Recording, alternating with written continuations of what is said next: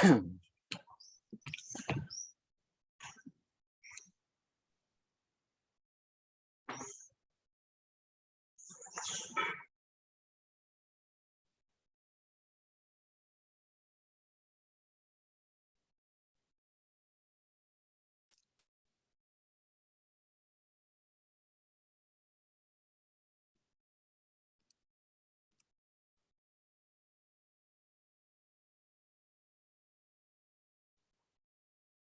those who have already joined our conversation today, we are just giving a few minutes more until more people manage to get into the debate.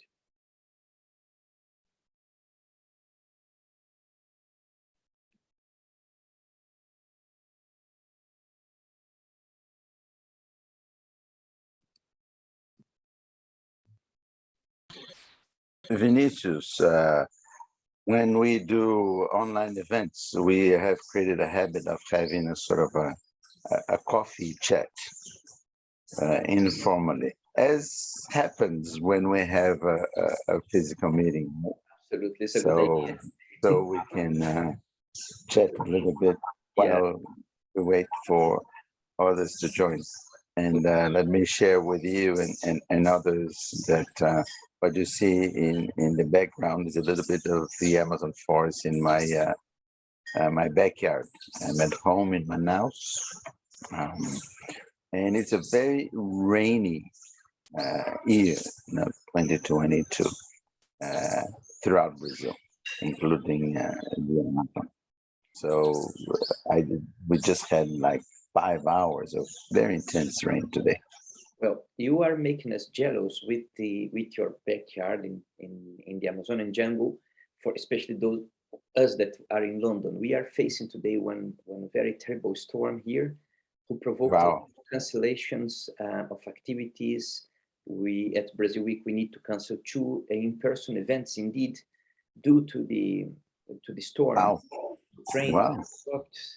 Yeah, we had red alert in the city. So you are used to the storms there that take some hours, but come back with the sunny and beautiful environment here. We probably will have some troubles in the coming days to solve all the issues that the storm brought. Well, I actually was planning to come to London, as we discussed in the past, and not only for this event, but also for another event at the Science Museum alongside an exhibit of photographer Sebastião Salgado, and also a meeting with the UK government. But given the COVID Omicron, I decided not to come this time around. So you will be always welcome here. I went with my students to the exhibition of Sebastião Salgado, and it is magnific. It's really wonderful. So, yeah, it's coming in the next. I think we still have 1 month before they close. So, so shall we start? I think we have already a good audience here to begin.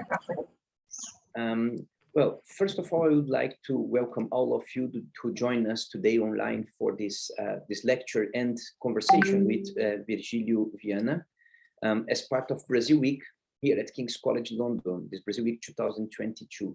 Today is the last day of this week, and we are very glad to have Virgílio talking to us about his work. Just for those who don't know Virgílio, he's a forest engineer with a PhD in biology from Harvard University and postdoc in sustainable development at the University of Florida. He has been a professor of forest sciences at Luiz de Queiroz School of Agriculture in São Paulo University, and professor at the Department of Forest Science at the ESALC, also in the USP, from 1989 to 2003, and collaborating professor at the postgraduate course at National Institute of Amazonian Research, ENPA. State Secretary for Environment and Sustainable Development in Amazonas, Brazil, from 2003 to 2008. He is the former president of the São Paulo Association of Forest Engineers and Brazilian Society of Ethnobiology and Ethnoecology. He's currently CEO of the Foundation for Amazon Sustainability, the chair of the UN initiative Sustainable Development Solutions Network for the Amazon, SDSN Amazonia, and member of the Vatican's Pontifical Academy of Sciences, also chairman of the board of directors of the Amazonian Bioeconomy Alliance, ABIO, founder of the Amazon COVID Alliance, and founding member of the Friends of the Amazon Institute. Also associate professor of Dom Cabral Foundation in our common home state, Minas Gerais, one of the most beautiful parts of Brazil, together with the Amazon as well. And also, I must say that Virgílio Viana is member of the advisory board of Brazil Institute here at King's College London. Virgílio, it's a great honor to have you here with us. I will pass the word to Virgílio. He will give his presentation. We have a Q&A down here and also a chat. Please, you can add your questions or comments there. I will be moderating this conversation with you. And again, I just want to repeat how grateful we are and thankful we are for Virgílio making time to talk to us about this topic that has been one of the core topics for Brazil Institute in these last 2 years, and especially in this Brazil Week, with many events around the environment and the Amazonia in particular. I will turn off my camera and let Virgílio drive the show here with you. Thanks, Virgílio, and the screen is yours. Thank you, Professor Vinicius. It's a pleasure to be with you and the members of the King's College programs. I'm speaking from Manaus. So what you see in the backyard is a little bit of the Amazon forest in the backyard of my home here in Manaus. So that gives you a little bit of a taste of the subject matter of our conversation today. I'm going to use some slides just to illustrate some of the points, and please confirm, Vinicius, if you can see it all, if it's clear. Very well. Okay. All right. As Vinicius mentioned, I'm the Director General of FAS, and I'm an Associate Professor at Dom Cabral Foundation, which is a business school in southern Brazil.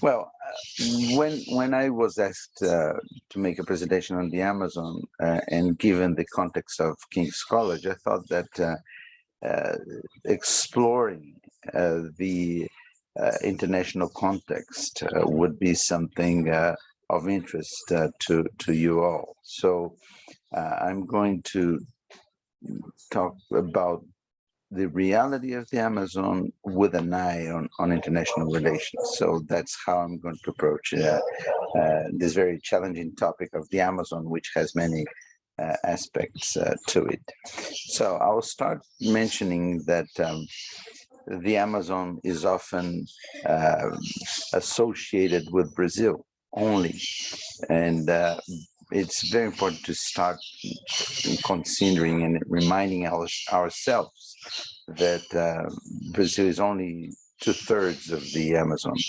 We have Bolivia, Colombia, Ecuador, Guyana, French Guyana, Peru, Suriname, and Venezuela, also that have different pieces of the Amazon. Just to illustrate, the headwaters of the Amazon is in Peru, very close to the Pacific Ocean. So when we think of international relations of the Amazon, we have to consider Brazil plus the other 8 countries that are member of the region. The deforestation scenario is one that you can see in this picture that I took in December or in late last year. We drove by road from Manaus to Porto Velho. This is a dirt road that is one of the most iconic challenges of the future of the Amazon, because this road is being paved, and there are many concerns that this will open up new frontiers of deforestation at the core of the Amazon. So there are many aspects of deforestation, but I'd just like to highlight this one, and was a very educational trip for us. We drove 3 pickup trucks with a group of 13 colleagues, and we made stops and so on. So roads are very important for understanding the dynamics of deforestation.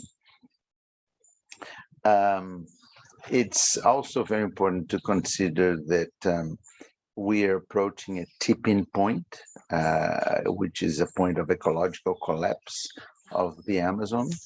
And this has been a subject of a number of scientific publications, including one led by our dear friend who just passed away, Tom Lovejoy, and Carlos Nobre.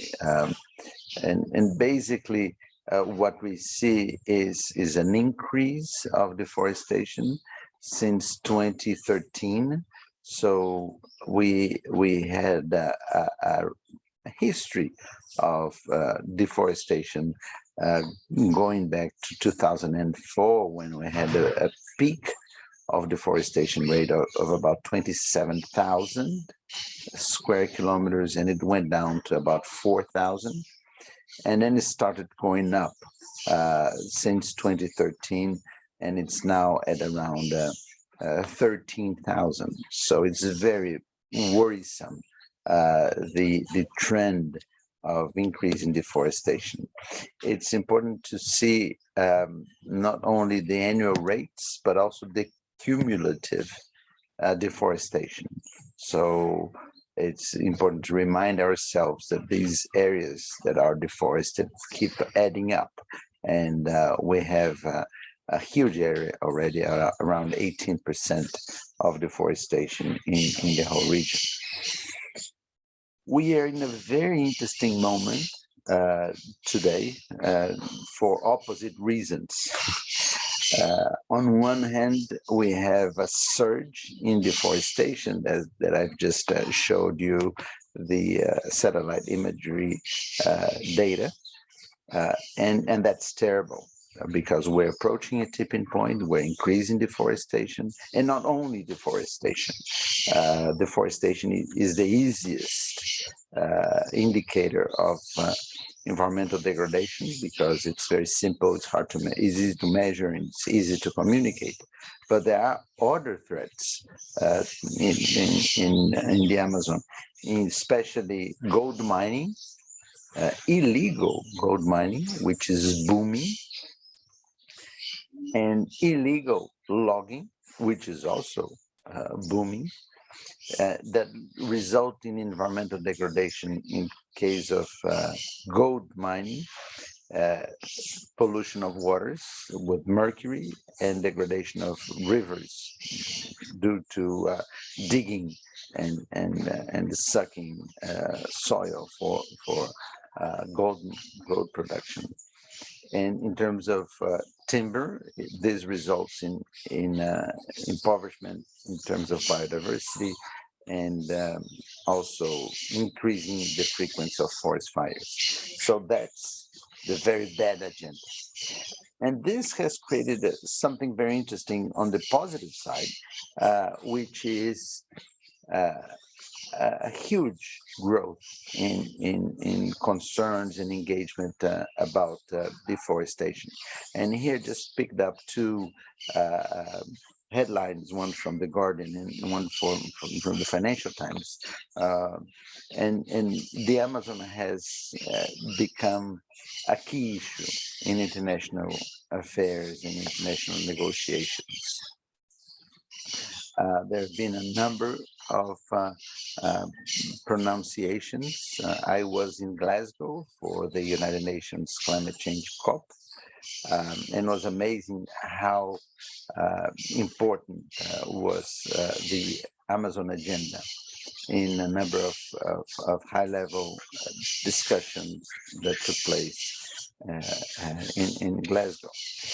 And I'd like to highlight this headline of the Financial Times on BlackRock, which is a major investment fund that has been pushed by its shareholders and its ecosystem to to make very explicit communication on de-investing in companies that are associated with Amazon deforestation.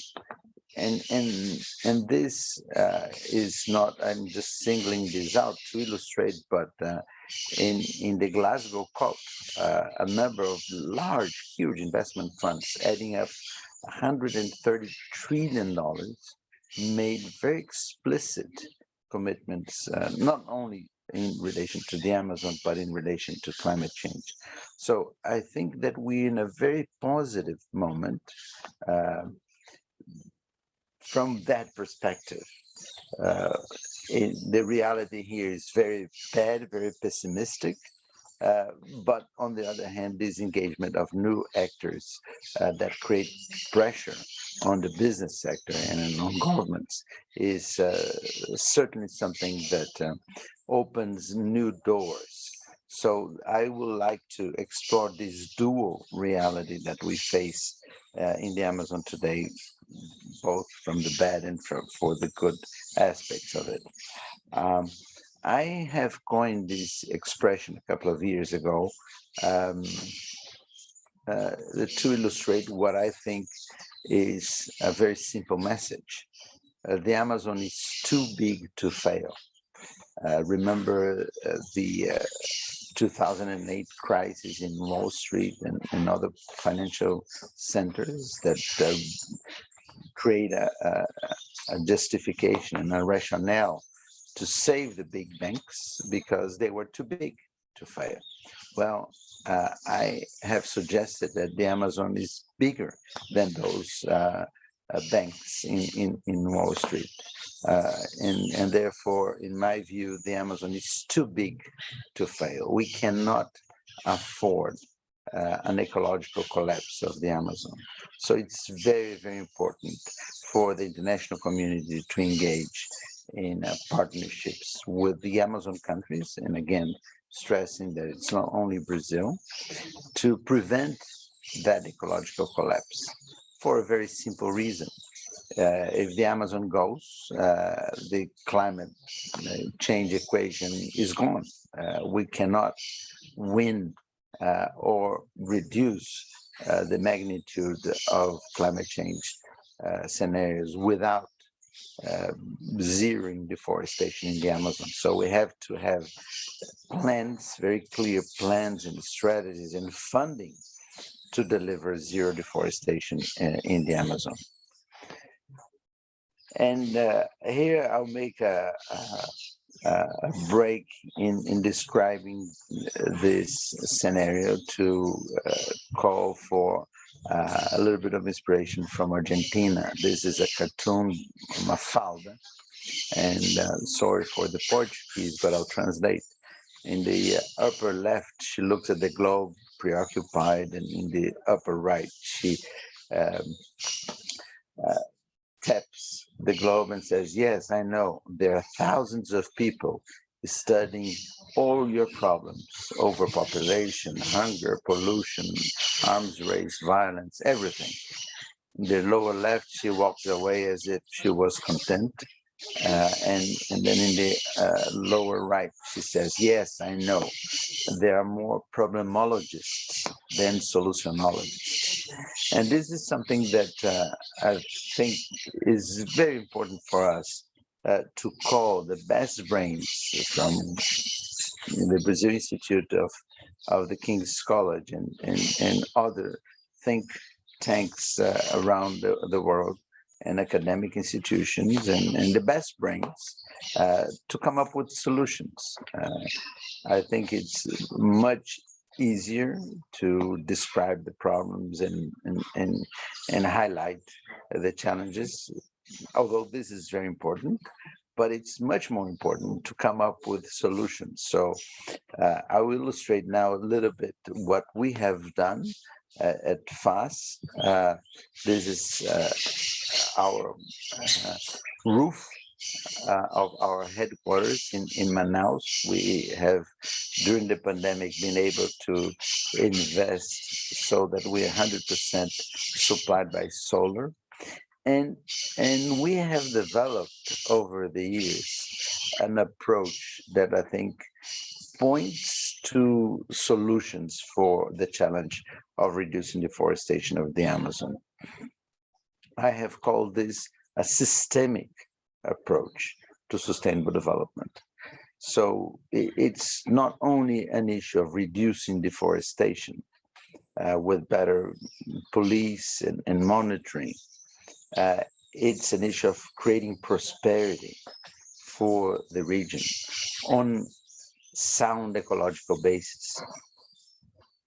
The Amazon has rates of poverty above the national average in all countries, not only in Brazil, but also in Peru and Bolivia and so on. So it's very important to address the social dimension of the ecological disaster of the Amazon. It's essential that we create ways of generating prosperity that do not depend on illegal logging, that do not depend on gold mining, on drug trafficking, which is a major activity today, unfortunately, and cattle farming and all the land uses associated with deforestation in the region. So we have developed an approach, as in fact is a social technology, that brings together the 17 SDGs, the Sustainable Development Goals, and they have lended as a result of over 1,000 participatory planning workshops that we have carried out in the middle of the forest in 8 large work streams. One, and probably the most important one, is education and citizenship. The second is empowerment of indigenous peoples and traditional populations. Third is income generation based on sustainable production systems. Community infrastructure, meaning drinkable water, renewable energy, and so on. Environmental conservation, including not only deforestation, but also forest fires and biodiversity conservation in general. Governance and management and transparency, which is a key element from an institutional point of view. And research and innovation, it's a key element to improve production systems with better technologies and more efficient and more sustainable. And finally, health. And health is a key element given the experience of the COVID pandemic that we have just gone through and the endemic problems that we have with malaria and several other diseases in the Amazon. And these 8 work streams, they land in 2 central focus, which is human capital and bioeconomy. So this is how we envision solutions for the Amazon. It's what I call a people-centered approach. In the climate change negotiations, there is increasing interest in nature-based solutions. I have added to this debate the concept of a people-based solutions for sustainable development and for tackling climate change. And when people ask me about the future of the Amazon, my answer is, well, it will depend on how we deal with the new generation, with girls and boys that will be the adults of the future. If we don't provide nutrition, if we don't provide education opportunities, and if we don't provide care and love, we are not going to have individuals that will be ready to develop prosperity in a way that is aligned with sustainable development. And how can we make that happen? Through a network of small universities in the middle of the forest. And this image illustrates one of those. We have built 9 of these centers to provide technical training. So it's very important to educate Amazon youth, not only with conventional science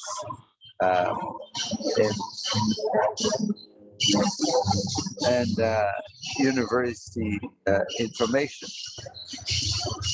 It's essential to provide education opportunities that are adapted to the needs and opportunities of the Amazon bioeconomy and sustainable development in general. This image shows a very promising initiative, which is to bring university level education to the middle of the forest, not to bring students from the middle of the forest to study in urban areas, but rather to the reverse. Another lesson learned is to invest in entrepreneurs of the forest. It's important to have entrepreneurs throughout the region, but I'd like to highlight the importance of creating opportunities for young generation in the middle of the forest to develop startups. And there are a number of cases. I don't have the time to go much into this, but eventually in the Q&A session, I can provide more details. But I think it's very important to foster innovation and foster entrepreneurship so that we create opportunities for sustainable and green economy. Let me also mention that something which is very promising is a partnership with a UK-based initiative, which is the the Green Economy Coalition. It's a global coalition. It's based in London and it works in dozens of countries. And we have been asked to lead a program called Amazon Green Hub. And this is a way of fostering cooperation within the Amazon, among Amazon countries. And I would also like to highlight that this is a strategy that can result in very interesting and promising outcomes. In terms of infrastructure, drinking water is a key element. Although the Amazon has lots of rivers, most communities don't have access to drinking water. There's a solar panel generation or solar generation for small communities that I think are part of the solution. Community health agents are also essential to deliver health services together with telemedicine. So the summary of all of this is that yes, we can reduce deforestation. This image shows how deforestation has been reduced over the years in these areas where these programs have been implemented. It also shows how it is doable to reduce poverty.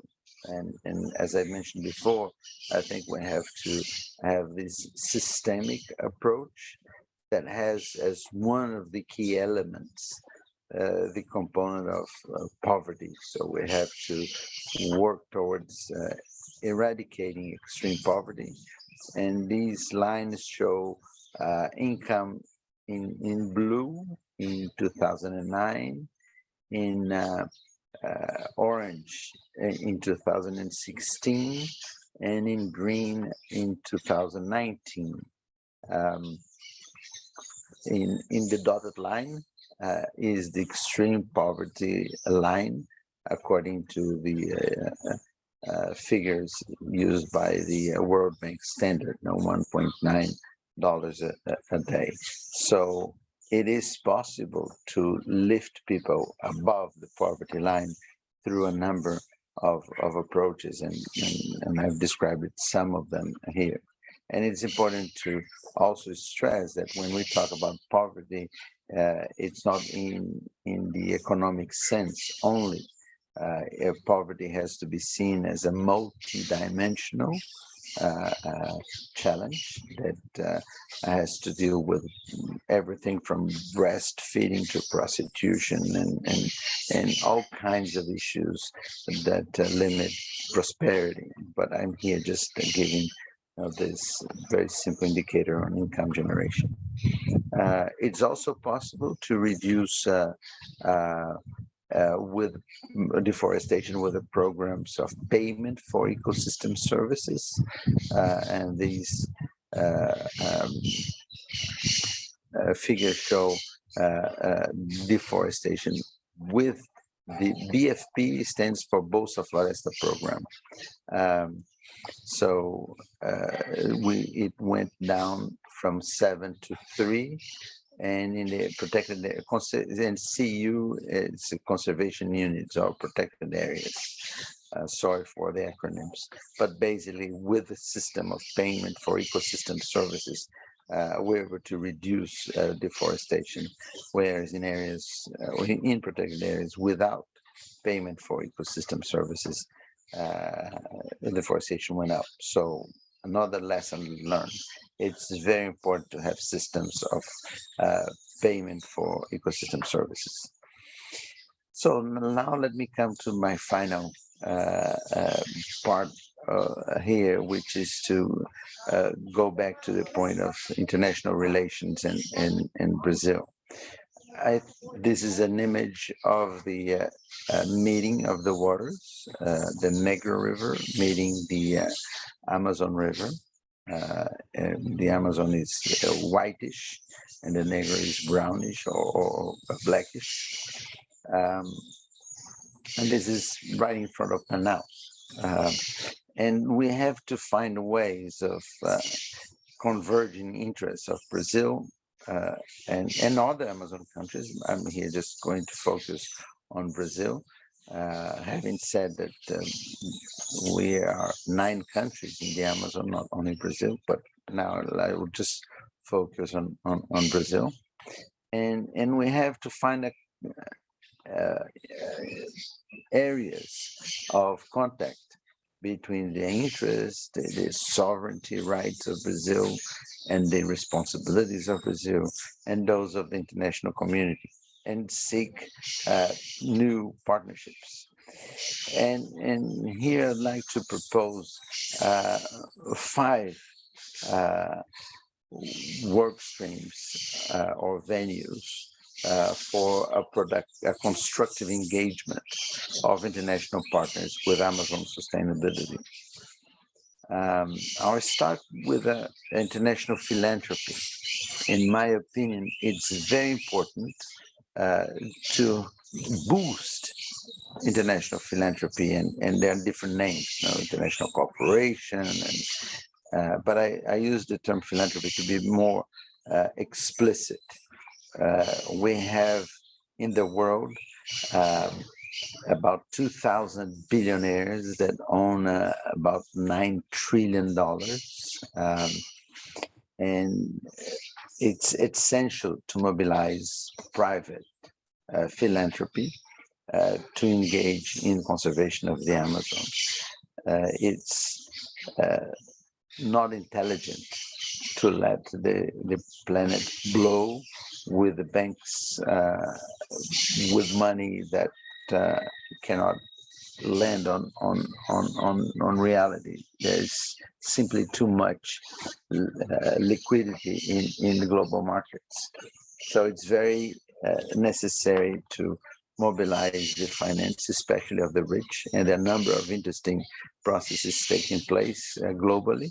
I would like to highlight Denmark, that has created a wealth tax, and I think we have to move in that direction in all countries, and not only in the developed world, but also in the developing world as well, where we have a number of billionaires and millionaires that have to engage either voluntarily or through legislation on philanthropy to save the Amazon.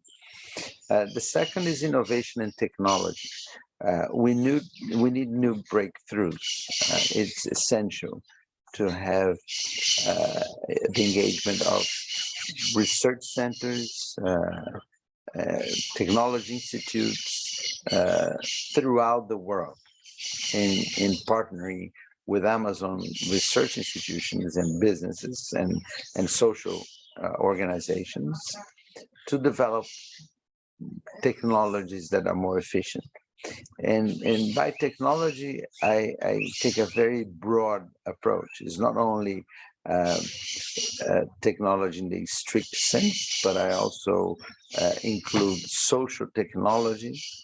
I include the management of institutions in terms of how to have better technologies to improve management efficiency and efficacy. The third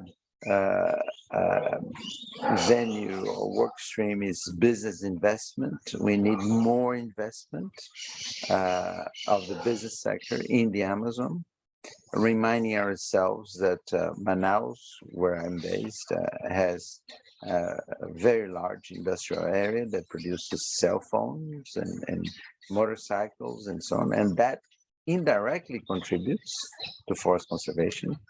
And so investment, even in those sectors that are not obvious, is a way of contributing to this broader vision of a sustainable Amazon. But the focus of this component of business investment is investment in what I call Amazon bioeconomy. It's the bioeconomy associated with the native plants and animals, the native biodiversity of the Amazon. So we need to boost capital investment in all kinds of enterprises, from small startups in the middle of the forest to larger ventures to produce pharmaceutical products, dyes, natural dyes, food items such as acai or Brazil nut and others. So we need to invest in business associated with the Amazon bioeconomy. Fourth component is South-South cooperation. It's very important to realize that the Amazon is an area with very difficult transport and communication within the region. And that is applicable to both inside countries and also between countries. So to go from where I'm based in Manaus to the Bolivian part of the Amazon, it's very difficult. And the same goes from Bolivia to Colombia or Peru and so on. So it's very important to create and take advantage of new opportunities of South exchange through internet, and internet is one that is very important in the item of innovation and technology, so that we make internet more available and at lower costs. And finally, and I would like to highlight the importance of carbon markets. The Amazon can be a powerhouse for carbon markets. We have to have a very ambitious programs of offsetting. We have to go well beyond the existing pledges of the Paris Agreement that have been agreed in 2015, and every year they are updated, but we still have a big emissions gap, and this is a very complex equation, but I'm very positive that the Amazon can play an important role in terms of the carbon markets, as we have huge areas that can be reforested through different kinds of agroforestry systems or natural restoration programs, and carbon markets also associated with reducing of deforestation through REDD+. And like to finish with an image of a leader that inspires us all. Pope Francis has spoken eloquently about the importance of protecting the Amazon and indigenous peoples. So I think it's important to listen to his recommendations and see how we can move ahead. Thank you so much.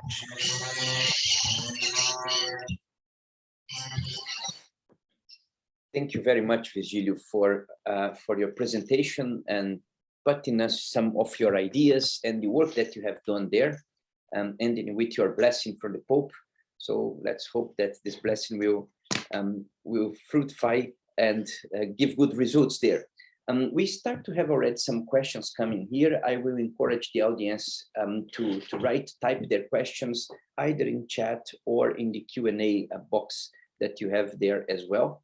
And the first question that we have here is, tell about how we can combat the big fires in the Amazon. Brazil has a plan to replant those trees.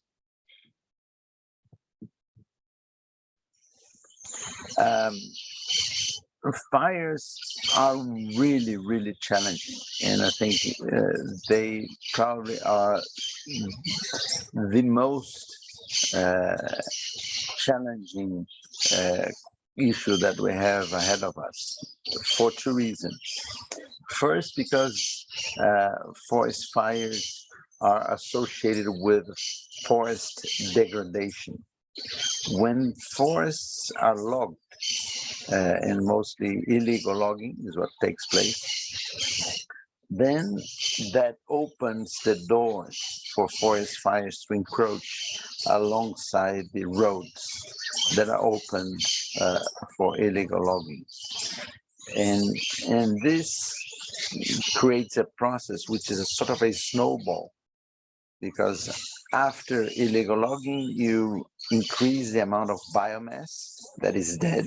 We call this necromass, and that fuels fires. When the first fires take place, then we have more tree deaths, and that increases even more the amount of biomass for burning, so that the second fire is even more violent, and that results in more deaths of trees. So it's a sort of a snowball effect. And it is very difficult to combat forest fires anywhere. It can be in California or Portugal that we've seen a surge in fires over the past several years.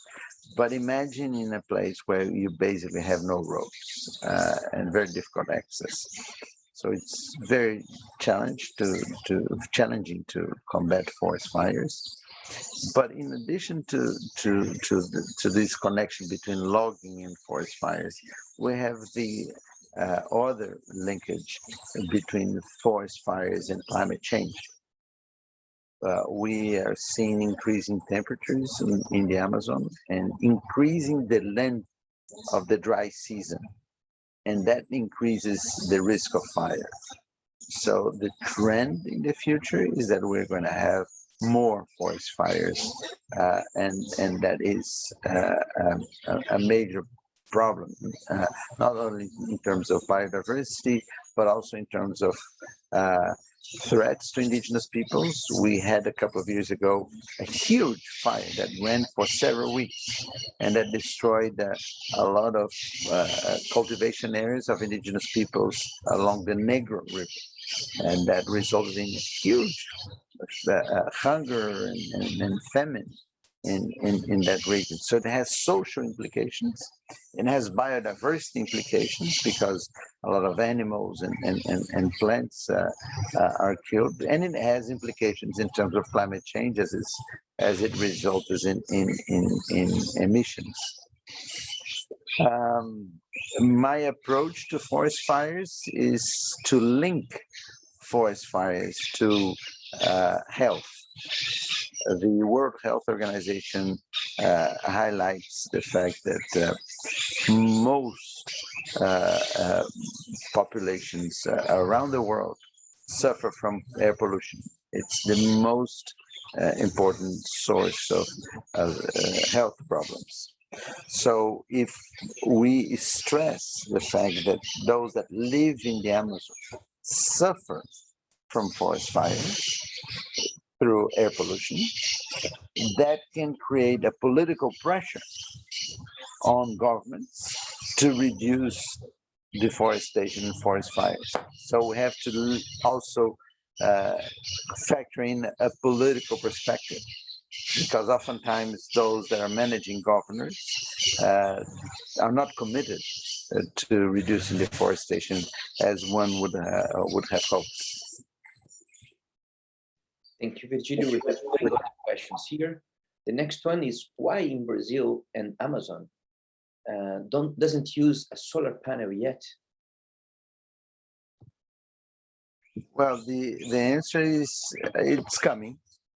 It's coming. I showed you the roofs of our institution here in Manaus, which is now 100% supplied by solar. There are a number of institutions doing the same, and there are already small power generations in the urban area of Manaus that are contributing. I think we are same process that the whole world. I think the issue is that how to speed up this, and what we have done is to partner with some companies to develop a social technology for solar energy to go to the middle of the forest, because not only an issue of having the solar panel and the battery and the equipment that goes alongside, it's how to do proper maintenance, how to manage that sea of decentralized solar energy systems, and we have learned a lot in that. We have already several communities that are fully powered by solar, and now what our strategy does is to pilot solutions and then share the lessons learned of those solutions to governments so that they can scale up. Let me ask you a question. Is it too noisy in the background? That's fine. Yeah, it's amazing to listen to the birds and etc. Don't worry. We are okay. No, because a neighbor is cutting grass here, so I just wonder if it's a little noisy. Let me know. I'll go to an indoor place. That's okay, absolutely fine. We have another question here. Which international organizations should take on more responsibility, in your opinion, to help the forest? I think we have to have a coalition of the willing, as my friend, as the Norwegian Erik Stolheim liked to say. Not the coalition of the willing that resulted in the Iraqi war, but the coalition of the willing, of those that are really willing to engage. And there are many organizations. I think the development banks, such as KfW, have had a historic role in funding the Amazon. The German government, the Norwegian government more recently has also made significant contributions. This is on the financial side. And there are several institutions like the Global Environmental Facility, GEF, that manages large amounts of funding. But in all cases, I think we have to have a pressure to reduce bureaucracy and increase the speed of delivering funding. We have an international bureaucracy that is very slow and bureaucratic. So my vision is that we have to have all of them, the World Bank and sort of the conventional players, and we have to have the private philanthropy. There's a very interesting movement based in Denmark called Move Humanity. that has created a coalition called the Millionaires for Humanity. And the whole purpose is to engage very wealthy individuals as individuals in challenges such as the Amazon, but not only the Amazon. We have the social issues associated with poverty in Africa and many other parts of the world, in Latin America as well. Even in Brazil, we have poverty in Brazil in the last few years. So I think we have, the answer is everybody. We have to engage everybody. We are in an emergency. I think that's very important to highlight. Brazil just had in the past few days a disaster in Rio de Janeiro, in Petrópolis, and that followed a previous disaster in Bahia and Minas Gerais of floods. And these floods are not only episodic events, they're part of a trend of climate change. The science is very clear in the IPCC reports that the frequency of forest fires is increasing. Oh, sorry, the frequency of extreme events is increasing and will increase. So it's very important to invest in resilience and adaptation to climate change so that these disasters don't have the costs of human suffering at the scale that they're having now. So I think that we have to factor in all of these: private philanthropy, international cooperation, direct investment of business. So there are many facets to the equation. And again, I think it's an equation and a challenge for everybody. We're in the same boat. As I like to mention, we don't have planet B, so we're all in the same boat. So we have another question here. Is there any sign of government agencies willing to protect the forest from illegal activity? Well, in the case of Brazil, and again, it varies a lot between countries, between Amazon countries. We have different roles and responsibilities of the federal government, the state government, and municipalities. So it's very hard to give a one answer fits all. But in the last few years, what we have seen at the federal level is a weakening of the environmental organizations, institutions, and that is an issue of debate, but some points are not debatable.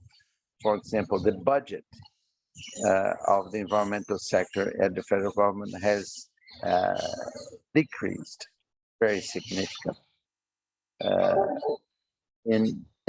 So the IBAMA and ICMBio, which are the most relevant organizations at the federal level, are very weak. The Amazon Fund, which is managed by the National Development Bank of Brazil, the NDS, with funds from Norway and Germany, has been paralyzed. And this was the main source of funding for several agencies, especially at the state level. There are 9 states in Brazil. And so we're in a context of weakening the strength to combat deforestation and forest fires. At the state level, we have a very diverse picture, so it's very hard to describe the 27 states of Brazil in a quick answer, but in general, what we see is a very interesting movement of increasing awareness and concern of the Brazilian society in general with deforestation of the Amazon. And And that may be not very simple to imagine from outside, as you are in London, that say, well, maybe Brazilians don't care about this. But we have just finished a poll, actually was at the second semester of last year.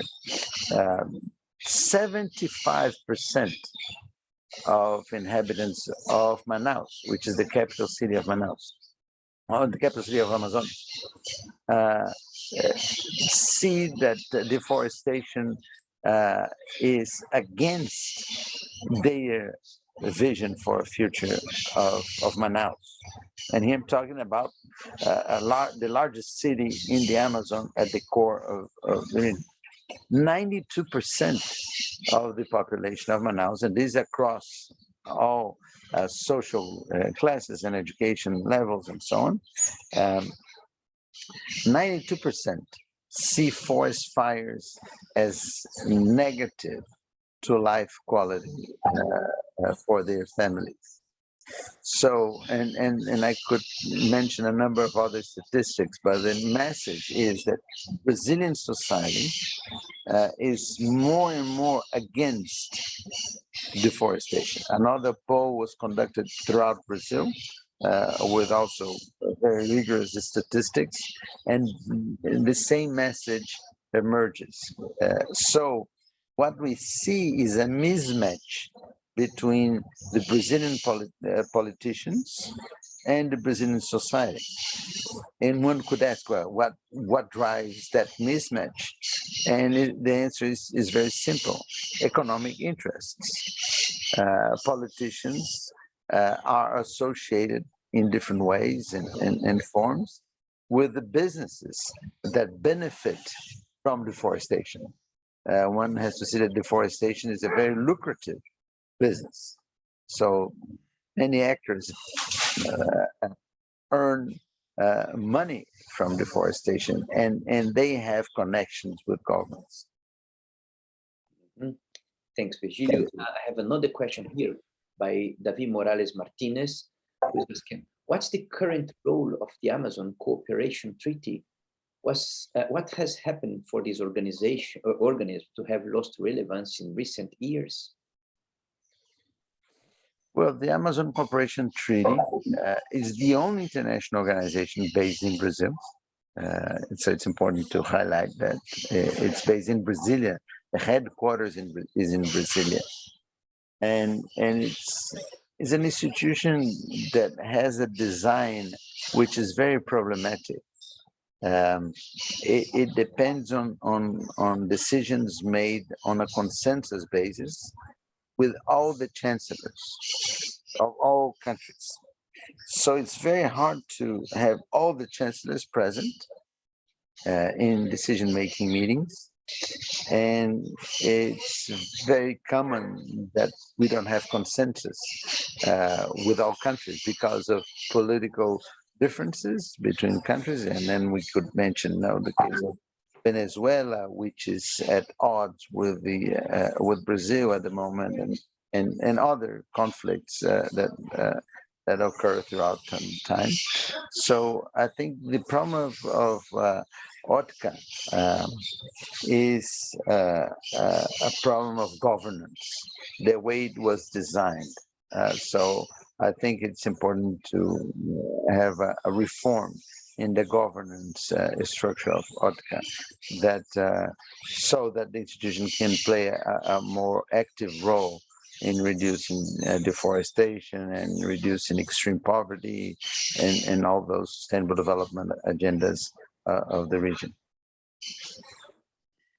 Alma Ullman is asking you, how are indigenous people involved in the preservation of the Amazon? I didn't get it. Could you repeat, please? How are indigenous peoples involved in the preservation of the Amazon? Well, we just finished a meeting yesterday with representatives of the most relevant organizations of the Amazon here in Manaus. So I can give a very fresh answer to that question. And the answer is that indigenous peoples play a very important role, number one, because if you look at the statistics of deforestation, you see that the lowest deforestation rates are in indigenous peoples' territories. Second, they are very weakened by recent policies. So indigenous peoples organizations are very threatened in all senses, including murders of leaders. We have seen a surge in violence against leaders of indigenous people, and the governance of and management of indigenous peoples organizations and institutions needs to be supported. So this meeting we had this week in Manaus, one of the conclusions is they're seeking international support to improve the governance of the local and regional associations of indigenous peoples so that they can defend their rights. And I think this is an area where we as FAS, we are giving increasing attention to. Over the years, we have developed the technology of empowering local organizations in terms of developing management skills in accounting and project management and all of this, so that institutions can do their own fundraising and management of projects and so on, as well as institutional development of those organizations that represents and defend the rights of individuals. So there's a very challenging agenda there, but I see a light at the end of the tunnel. I see a lot of very talented leaders. Yesterday, there was a speech of a young woman, a leader of one of the organizations present, and she's a student of law, and very, very smart and very eloquent. So I think we have a new cohort of leaders of indigenous people that are very active, and they're gaining a lot of access to international fora. In Glasgow, one of the highlights was that the indigenous peoples from all over the world gained a lot of power within the governance structure of the United Nations climate change agenda. So there is an interesting side to that. So again, it's a dual scenario. On one hand, we have more violence, more encroachment, more degradation of indigenous peoples' territories as a result of this weakening of environmental policies. But on the other side, we see a positive trend of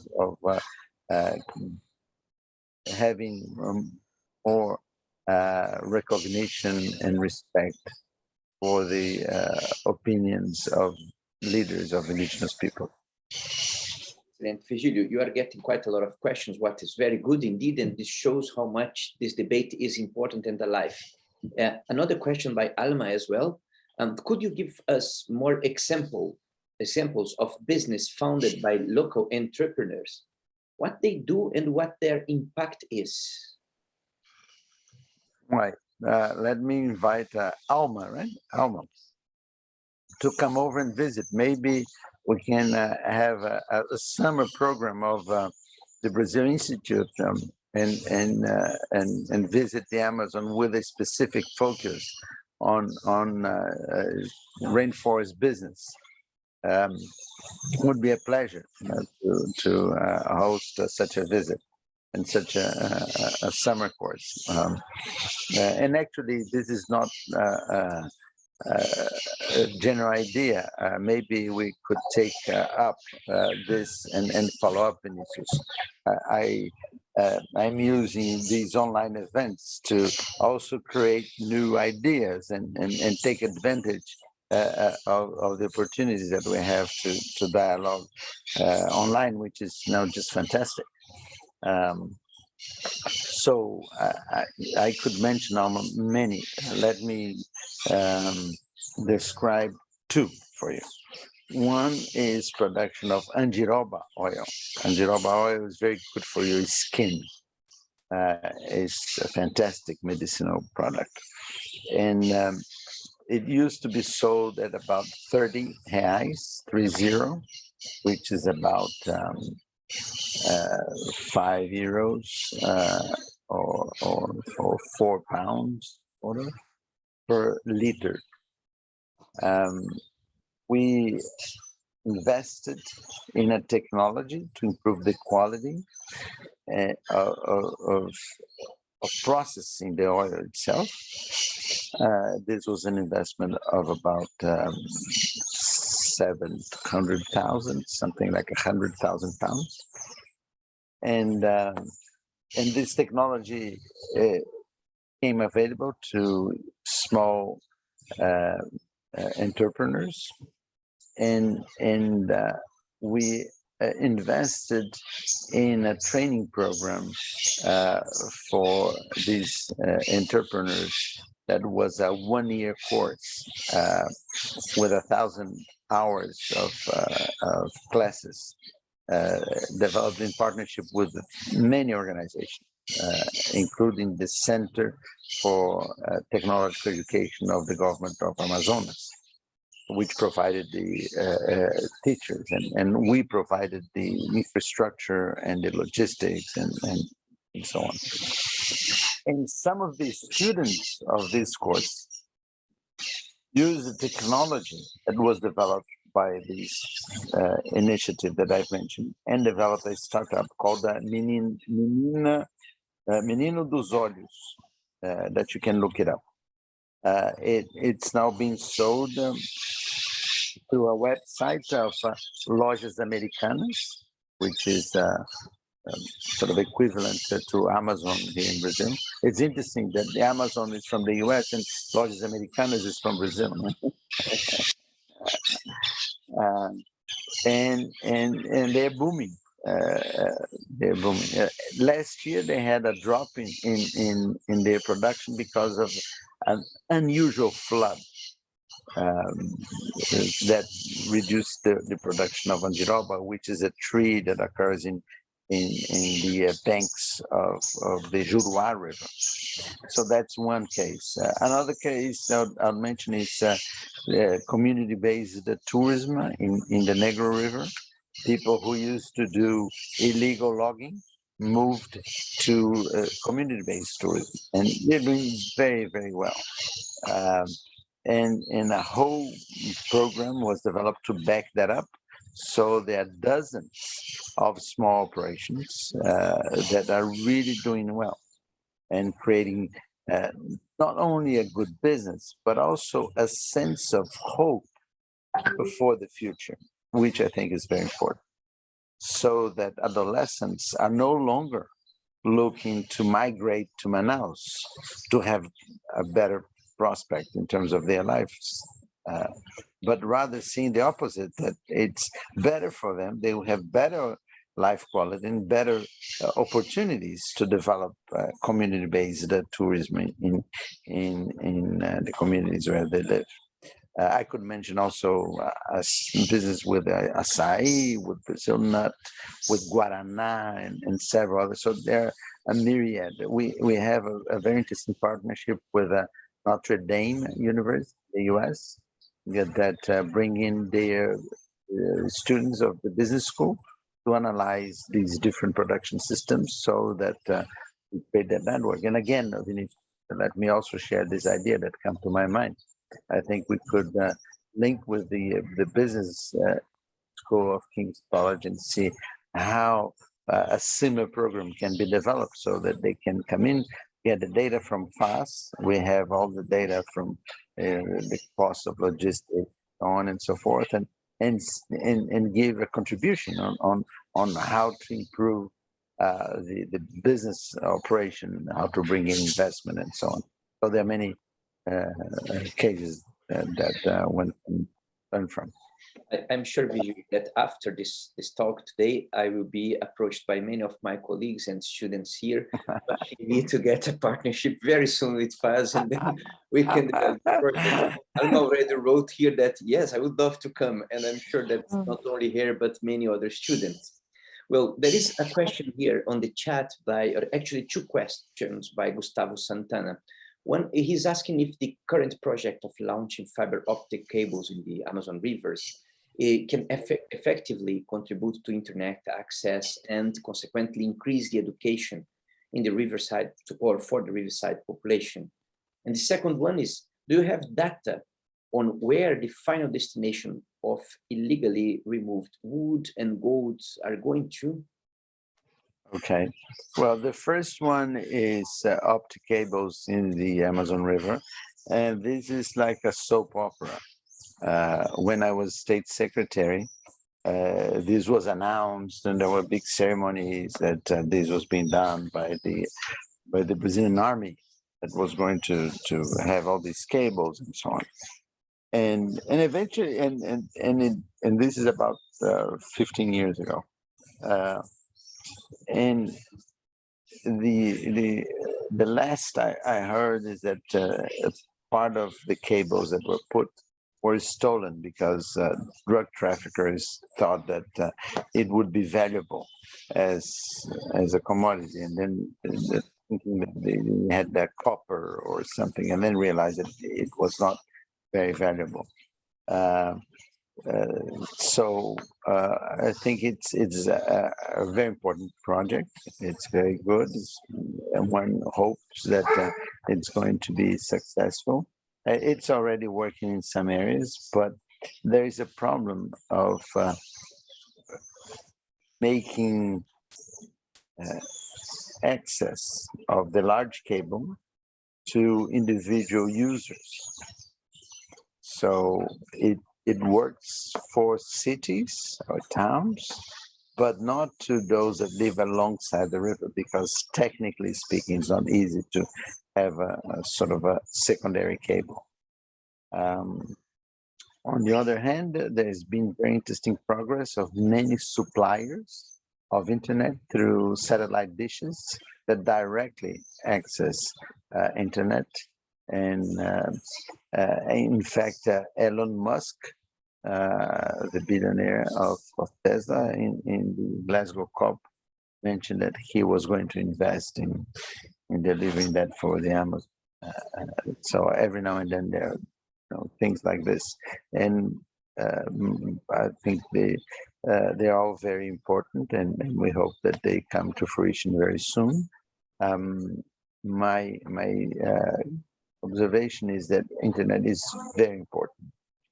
It makes a huge difference. So whatever can be done should be done to improve access to internet, for a very simple reason. The Amazon is very isolated. So if you think of the role of internet in a place like London, it has the tube going up and forth and everything, it's very useful. Imagine in a place such as some villages where fast works that take 2 weeks by boat to get there, and the same, sometimes more, to come back, right? So it makes a huge impact in all aspects. I'd just like to highlight the importance of internet connection to health services. And actually, there is a small story connected to London. I did a small sabbatical in London, and it was a pleasure to interact with Vinicius at that time. And next to the place where we were living, there was a pharmacy which had a signpost, telemedicine, and it had something like 10 or 15 different specialities that were accessible. And I took a picture of that, and many years later, what we're doing is something very similar. We are bringing solar energy, internet connection, and support to community health agents to have online health services, linking the School of Medicine at the University of Amazonas and their students and so on with those health agents at the end. So I think internet connection has many positive aspects, one being health, but business also, startups, and so everything. Tourism is, also benefits greatly from internet connection. And the second point about the destination of illegal timber and gold. There is a very interesting podcast that I heard yesterday. It's if I'll write in the chat. It's Agência Pública, and you can look for one podcast. It's in Portuguese, but it shows the linkage between illegal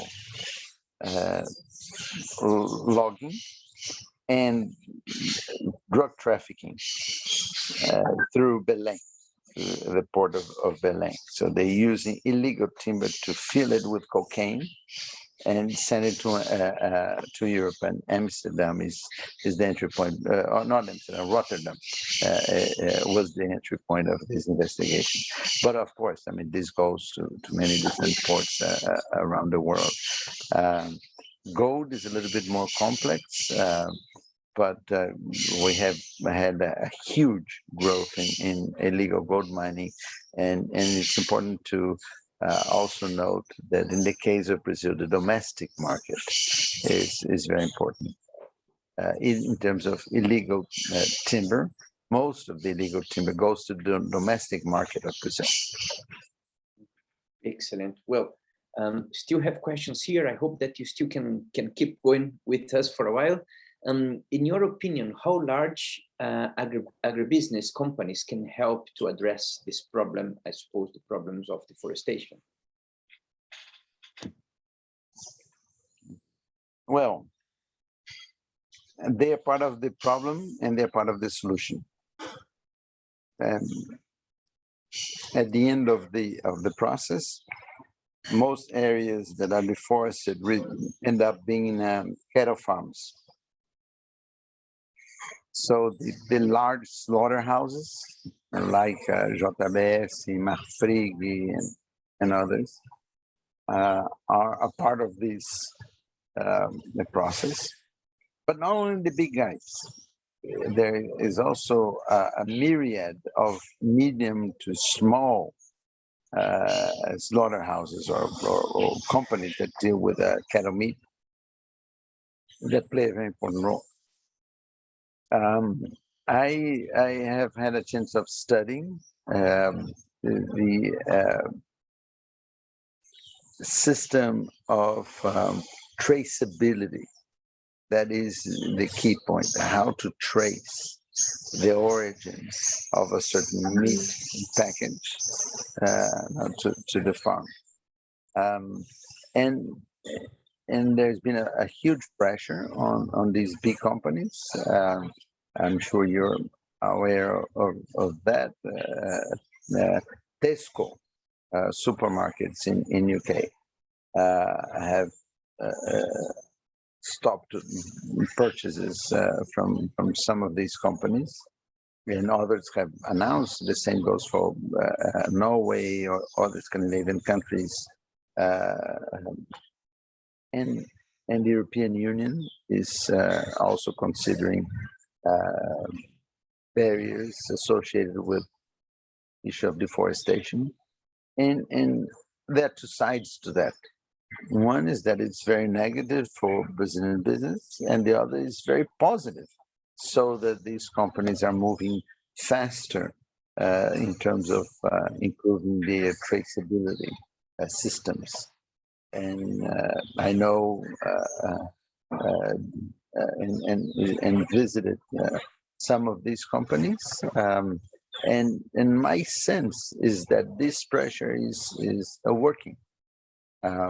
They are getting their act together more seriously, but one also has to make the point that more difficult in terms of cattle. If you compare cattle with the soybean, for example, the soybean moratorium was very efficient, but there is a difference because soy plants don't walk, whereas cattle walks. So you can have a cattle farm that is producing illegally, and you just open the gate to a neighboring farm, and off the cattle goes. And the neighboring farm can be a very good one environmentally, whereas the other is very negative with deforestation and so on and so forth. So it's not very simple, but it's doable, and it's improving. So I have a sense that this pressure that is not only international, one has to point out also, it's also inside Brazil. There's a very strong pressure on these companies to get their act together. But it remains a big problem, the connection between business and agribusiness and deforestation. Although one has also to make the point that the agricultural sector in Brazil is huge. It's about 1/4 of the Brazilian economy. And the export sector is much better environmentally than this sector that is directed towards the domestic market. So the large companies are relatively better than the medium size companies because they have standards, they have audits, they have procedures, they have international pressure, and so on. So it's a very interesting scenario. Interesting. John Oritomi is asking you, considering the present capacity of the government agencies, how necessary is the deployment of armed forces in the environmental protection of the Amazonian forest?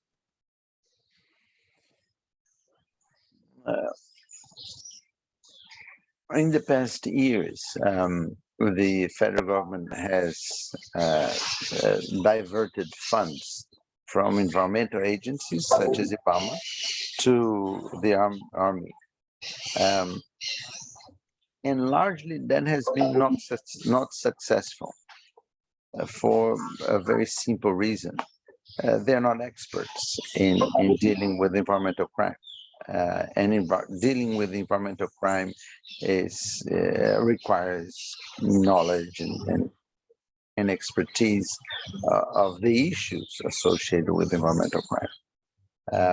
So I think it's in many cases important to have the support of the army, especially when we're talking about logistics, because they have a very good logistic for operations, for example, against illegal gold mining.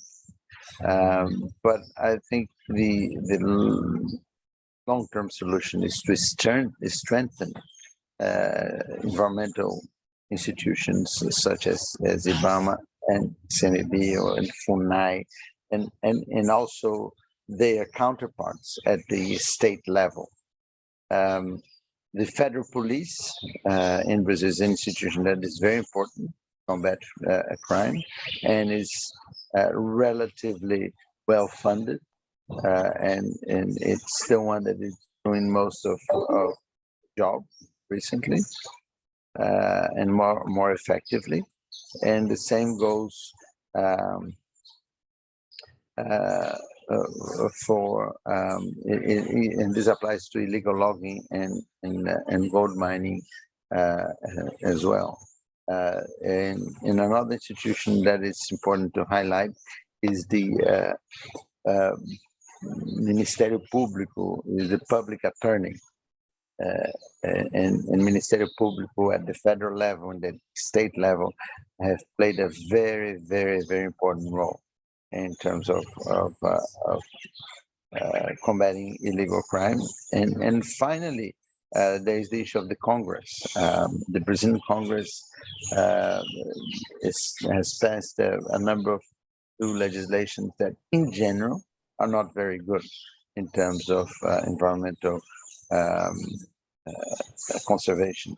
And they have given sort of a signal of amnesty to those that are associated with illegal land grabbing. And land grabbing is very important driver of deforestation. So the picture also has to include the role of the Congress. Excellent. Isadora is asking you, how can our society manifest in a practical way its disapproval related to deforestation in the Amazon? Well, I think there are many different ways. The most obvious way is to vote. We're going to have election this year, so it's very important to vote on political leaders at the federal and the state executives and also for the Congress and representatives that take the agenda seriously. And unfortunately,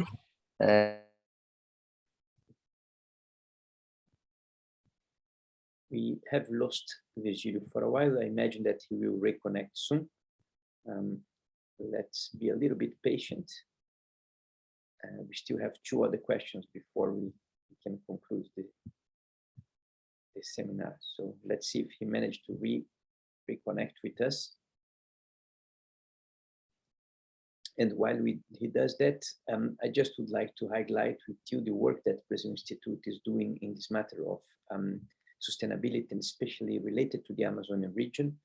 I would like to suggest you to look at Brazil Institute webpage, and we have there in one of our research networks a path for the COP26, a project that was curated by some members of our Brazil Institute, led by Dr. Grace Souza and Dr. Thomas Fröhlich, in which we recorded videos with testimonies and also talking about their research of several members of Brazilian society from different sides and aspects of society, from indigenous people to scholars to politicians or activists, all of them bringing their perspective regarding environmental issues in Brazil, and especially about conservation. So that is Virgilio coming back again. And then hi Virgilio. You are mute there. You are mute there, please. Excellent. Sorry, I was disconnected here. What is? I was entertaining then while you were doing that, and you were talking about elections.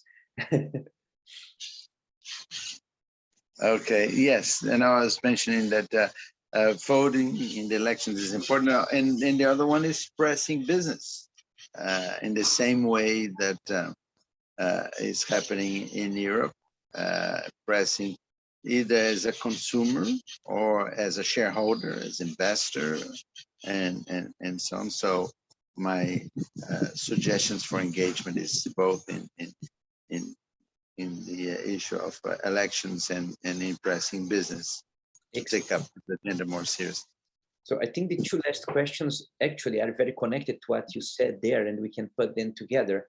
One's asking, what should the entrepreneurs to do to find opportunities and help develop the Amazonia sustainably, and which economic sectors are particularly promising for accelerating sustainable development of Amazonian regions? The last one is which sectors? I think that tourism, community-based or nature-based tourism can play a very important role. And also business associated with Amazon biodiversity, what we call Amazon bioeconomy. I would single out these 2, and also add carbon. I think carbon markets can play an important role, and I think that's a sort of a low-hanging fruit that can result in huge funding opportunities. But there's a but. One has to take care so that we don't have carbon cowboys that come in, generate money, and disappear with the proceeds of carbon transactions. And secondly, that there is a benefit sharing mechanism associated with REDD+. And thirdly, that this is combined with real efforts to reduce emissions. So we have to offset our emissions while we reduce our emissions. For example, King's College has a footprint, right? So King's College can plan to have solar panels so that whenever 2030 it will be self-sufficient. Okay, well, from now on until 2030, it would have to offset its carbon footprint. I think all of us as individuals, no? every flight, every gas station should be a part of a system of offsetting our emissions while we move towards electric cars. So between now and the time that we have full electric cars, we have to compensate all our emissions on cars and on airplanes and our homes and so on. And for that to happen, the best alternatives that we have worldwide are nature-based solutions. We can have a fantastic combination of investment in carbon sequestration with poverty reduction. Take the cases of sub-Saharan Africa. We can have, as Wangari Maathai, a former Nobel Prize, led a program called the 1 Billion Trees. And we have to think big in solutions that include nature. And I think that is another kind of investment that could benefit a lot of the Amazon. But and I missed the first question. First is, what should entrepreneurs do to find opportunities and help develop the Amazonian sustainably?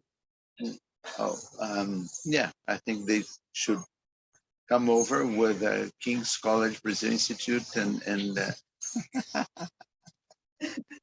find these opportunities together with PAS.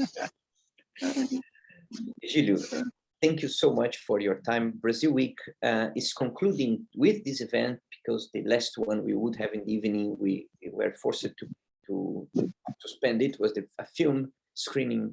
But it was a very beautiful closing of this Brazil Week as well. And also it is, I think, the closing of the Environmental Week at King's. So these events, your event is part not only of Brazil Week, but the Environmental Week at King's. You highlight important points. We as college in general, we are very concerned in finding solutions to how we can contribute to the issue of environment today. And how can we do that actively, as well as with our research and with our teaching that is in the core of our mission here. And I would like to thank you very much for your contribution to us today, for your time and dedication to Brazil Institute. As a lecturer and as also member of the advisory board of the Institute, we are very proud of having you in our team. And if we were together, I am sure that you would have a very huge round of applause.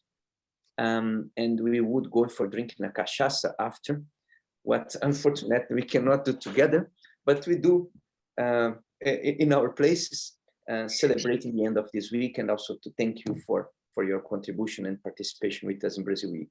And I also would like to thank you very much this audience that was very active and participative with several good questions that enriched a lot this dialogue with Virgilio. Please stay tuned to events of Brazil Institute and to FAS as well. And hopefully very soon we can be together with Virgilio there in Brazil in the Amazonia. Thank you. Thank you, Virgilio. Thank you, Vinicius. All the best. Bye-bye.